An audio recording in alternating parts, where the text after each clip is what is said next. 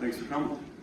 Scottie, I'll start. Considering the struggles you guys have had the last couple of weeks, how much have you spent on, is it scheme sort of things, is it personnel sort of things? Have those things been changing throughout the process? I mean, how much are you really shifting what you guys do as opposed to who's out there? You know, when we go in there, we just look at things that we say, hey, we can do this and this better, you know, as we look at the overall stuff, you know what I mean? And the thing that we look at is, there's a lot of plays out there that we say, gee, you know, if we were here, okay, this is things that we need to tighten up, and we need to look at those things. And that's what we've been working on throughout the week as we go. You know, it's something that you say, listen, as the next man's up, you know what I mean? You need to get that guy's experience as the last guy so that we can be tighter on things. You know, there's a lot of bang plays out there that we say, dang, you know, we just need to tighten up an alignment or tighten up a position or something like that, and then those bang plays will be made. You know, and that's really what's been hurting us a little bit. You know, is the little details. It's the death by inches stuff that's going up. Have they been different details each week, or is it kind of the same thing in your? No, it's been a little bit different. I mean, as we go through, you know, we saw two totally different teams. You know, week one where it's a bunch of it was Pac-12. Kalen's a good football mind, and they do a really good job with their offense. So it's very much, hey, this and then this and then this, you know. And then last week was more traditional Big Ten stuff. So the different things show up as you go through, and it's you know, getting the guys as force-fed experience as you can get them, so that we can be able to tighten that stuff up and play better. And really, it's getting off the field on third down. Scottie, I don't know if you personalized this, but how tough has this been on you the last couple of weeks? You know, we really talk about, and as a family, as a family in football, and as a family, my family, we've always talked about try to block out all the outside noise. You know what I mean? What's here is the truth, right? What's here and the inside is the truth, and the people in the room when we meet on defense, the people in the room as we meet as a team or on special teams, that's really what matters, and it's about us. It's the Warriors that actually go out there getting better. And what can we see what we need to improve on? Okay, can we see who the guys who are battling and fighting and scrapping and working hard every day are doing to get better? And as long as we can see that, you try to block out all the outside noise as you go. But on the inside, I know on the outside, people say, oh, they need to make changes or change personnel. You guys aren't stupid. These guys that are playing have earned these positions. So I guess my question is it a short-term fix, or is there a personnel problem? You know, I would say neither. I don't know if it's a short-term fix. I think we need the next man up. We just got to keep working with that guy and get him to be right. Is it a personnel problem? No. I mean, we have players in the room that are tough, you know what I mean, that are physical, that work there. They work like crazy, man. I'm telling you, if you put on those guys work at an exceptional rate, and they grind every day at practice. And so those guys, like, it's the truth. If we were going into a war, if something was going to happen, there's a lot of dudes in that room that you would say, hey, come with me. I'll take these dudes anywhere with me, because they are battlers like that, and they're straining. You know, do they know all the time? No, they don't know those things, and we're getting those things tighter. And we got a bunch of good coaches in the room that are working on that stuff to get it clean. Scottie, I wonder if you can discuss the coverage philosophy, because we've seen a lot of 5-10 yard offers of defensive backs on receivers. How do you? What's the philosophy behind that, and is that one of those kind of adjustments that you maybe need to look into doing a little more press, a little more up close, or? I don't know. I think if you really watch it, we mixed it up quite a bit. You know, sometimes we're off, sometimes we're on. It's a different deal. We played man, we played zone. We've done all of those things. So as we continue to go, we'll continue to see what we're good at and continue to play those. You know, and it'll change up depending on what it is. You know, sometimes you'll see if you watch, you know, and you watch the game as you go. Sometimes the dudes are up and press and they're all day, and then they're back and they move all over. So that'll continue to be as we go through. Hey, see what the matchups are, see what it looks like, see who's playing, and all those kind of things, and we'll adjust it as it goes. You didn't have Lawrence Taylor out there last year, but you had that defense even have a swagger about them a little bit, even maybe when it sometimes wasn't deserved in terms of what. And I'm wondering, like, how you create that, how they had that versus maybe the confidence this group has, how you get a defense to feel a certain way about itself, even if it doesn't have all the physical advantages. Sure, and really we're trying to. I think we had that for a little while. I mean,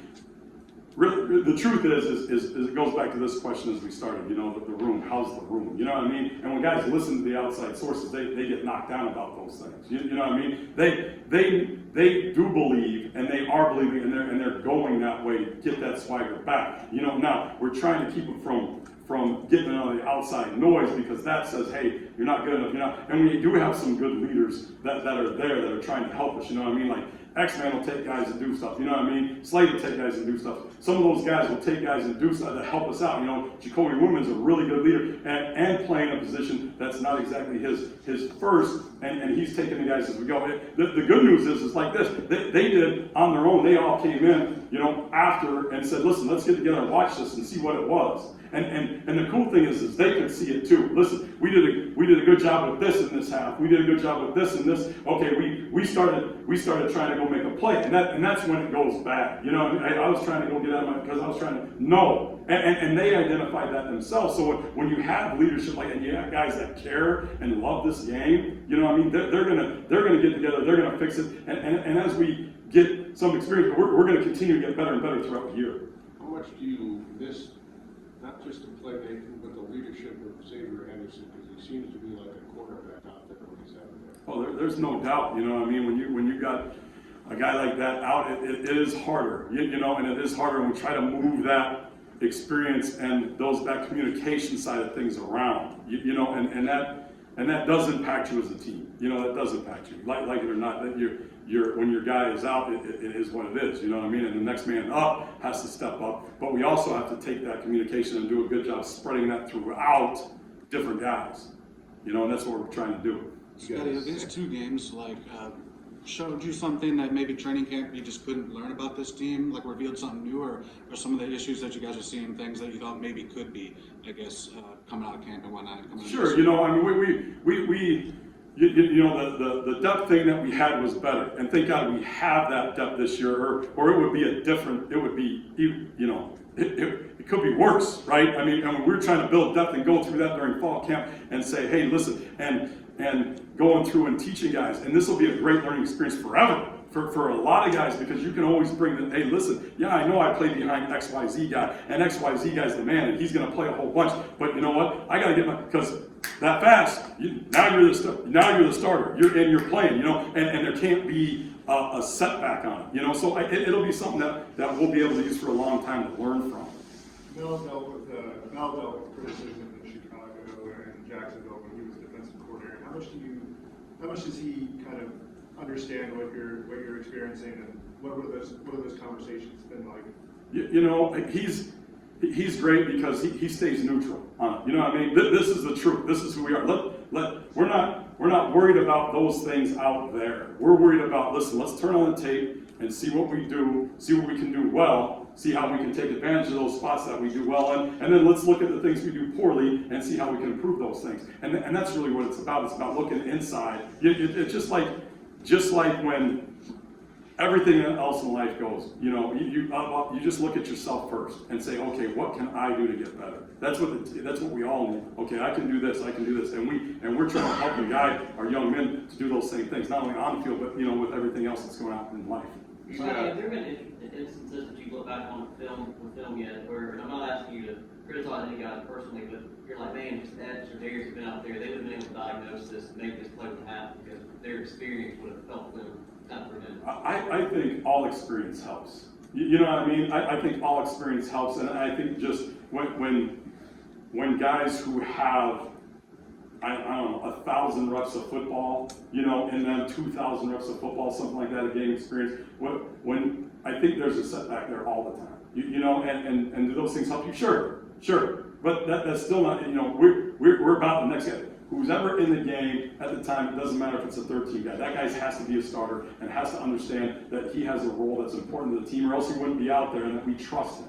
And we do trust these dudes. And we're going to get better, and we're going to get it right. There's a lot of injuries on the defensive line though right now. I mean, you talk about, you know, next man up, but there comes a point where next man up is still a guy that wasn't in position to play. How do you get through that in the short term? You know, you're talking potentially 3 starters out, then 2 guys, maybe 3 guys right behind them. Yeah, you know, that's really what got us in the line. You know, when you boil it down, there's times, especially in the first half, that is disappointing we couldn't get off the field. You know, whether it was rush or coverage or whatever the pieces were that happened together.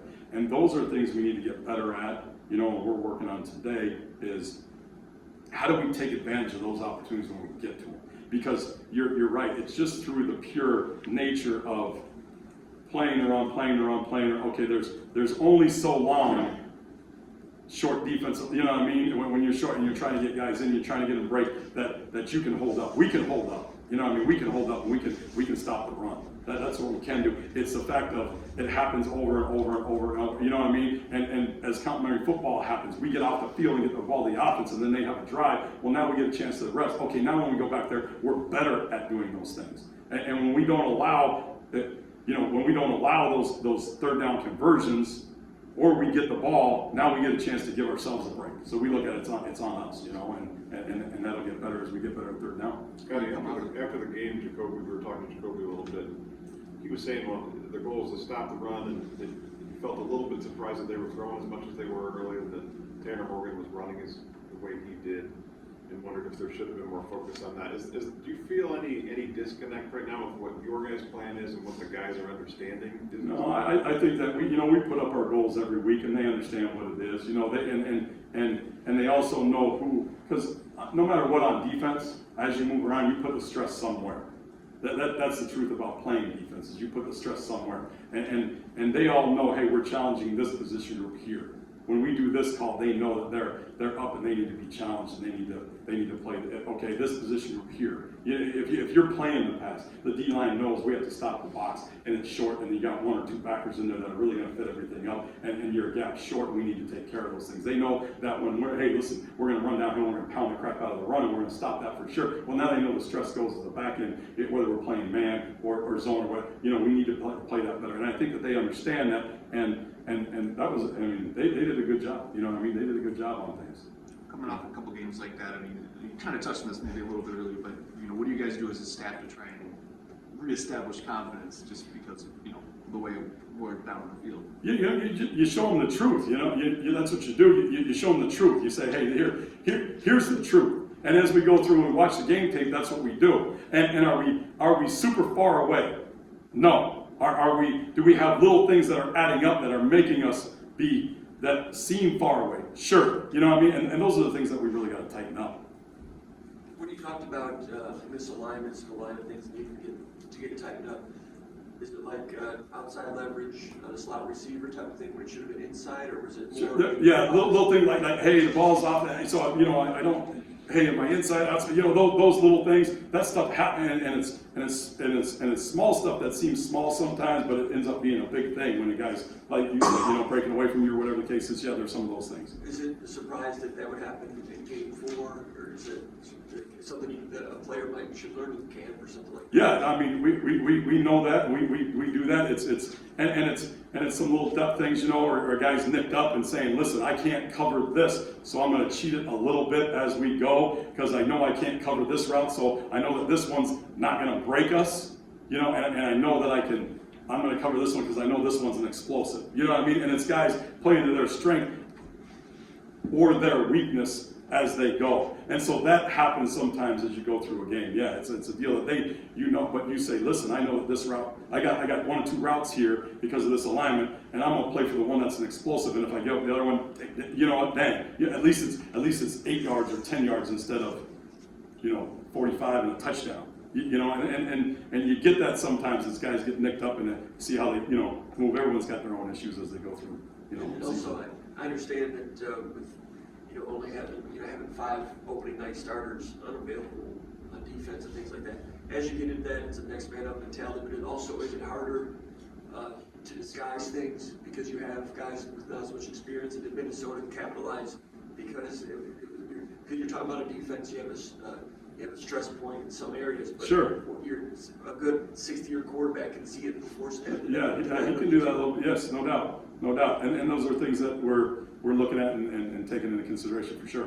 Well, we're talking about making some scheme adjustments. I mean, how much input has he had in doing that, and how much is he kind of leaving it up to you to? Yeah, I mean, we've been a collaboration all year. You know what I mean? So he puts in his 2 cents. We talk, we go back and forth. He's in staff meetings, so it's good. You know, with the experience we have in that room. I mean, we have Harlan and Ross, and you know, I mean, there's good guys in there, and you say, okay, listen, as we go through, how can we capitalize on this guy's strength? You know, it's really how can we negate this guy's weakness? And that's really what we're trying to do with alignments, with assignments, with everything that we do as we go through. You know, we try to keep working on those things. What is it about getting up the field on third down that is so difficult for the defense?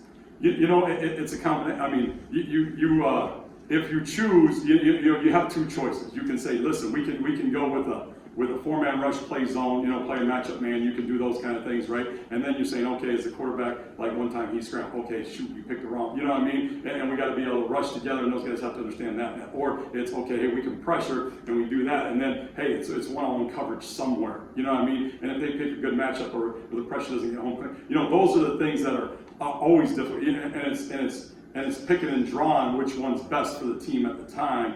You know, and it does come down to one-on-one matchups sometimes, and if you lose that one-on-one match, well, then you got issues, and you know, it's like picking a scab. It just keeps going and keeps going, and that's kind of what happened on Saturday. I think first in the nation, tied for first in the nation in fumbles recovered, but still 0 interceptions. Is there anything to that as far as the secondary? Or? You know, I don't know. I think that is a combination of, you know, the guys are doing a very good job hunting for the football.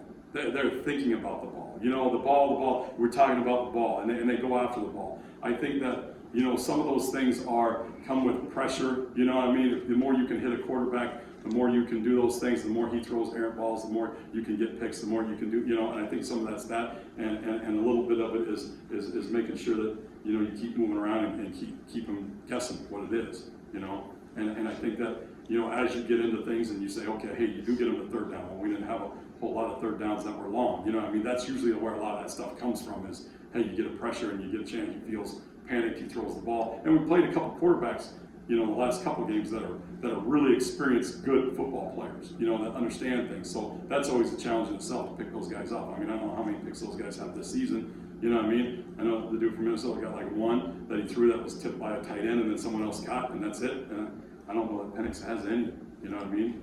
I don't remember. As far as next man up, how good of a job has Kendall Brooks done in helping save you guys from it maybe even being worse than it's been so far? Yeah, I mean, he's been very helpful to, you know, he's a physical football player. I mean, that dude's got the ball out 3 times as you talk about takeaways, you know what I mean? He's a physical dude that'll go in there and scrap and give you everything he has, you know? And he's a guy that we know you can take in the battle and he'll give you everything he's got every day. How's Van Zumeren doing in terms of learning? He's a new first-year starter, he's a veteran player, but how's he coming along? I think he's done a good job this year. You know, I mean, he's been steady at Mike through the whole season so far. You know. And he gets the run, is he pressing gaps on time? Yeah, he's doing things pretty good. You know what I mean? We get, you know, clean up a little couple things, but he's doing a pretty good job tracking the ball. You know, he's done decent. Scottie, Yep. Scottie, you mentioned that the defensive players came out on Sunday on a day off to kind of go over a lot of these issues. I mean, do you have encouraging the coach to see these guys call each other up and kind of did this on their own? I think that's great. You know, I mean, that's what we were talking about when we go back to that leadership stuff. You know, those guys got you, and when they can pick through, and they can, when they come into you and they're texting you and identifying, hey, listen, this should, yes. How about that? Yes. How about yes? You know, and they're starting to, well, that's good. That shows learning process. That shows maturity. That shows that they're bought in and they trust the process and they have drive to get better and they want to get better and they will get better. One more. Scottie, like I know you don't go into a game saying like I don't really like this plan or so. Like everything is designed to work, but I'm wondering, just like a player, when they go back and watch film and say, "Man, I screwed that up." Like, is there any of that on your end too? Like, sure. I kind of wish I would have done this. No doubt. And as coaches, you look at things and you evaluate yourself first all the time. I mean, there's a few things that's the first thing we turn on and say, "Listen, here's my job." You know, and we're asking them to take ownership of the things that they do, right? So you walk into the room, the first thing we do is say, listen, here's what I need to improve on. We're in this together, you know, and it's not just anybody, it's all of us. You know what I mean? So we identify those things right away. Hey, here's the things we could have done better. I could have done better myself. This is what we could do as a staff. Here's where we can help you here. Okay, good. You guys see that? This is where we can help you here. Okay, good. Now, from there, now let's look at ourselves as we continue to go forward and what we can do better. All right, thanks, guys. Appreciate it.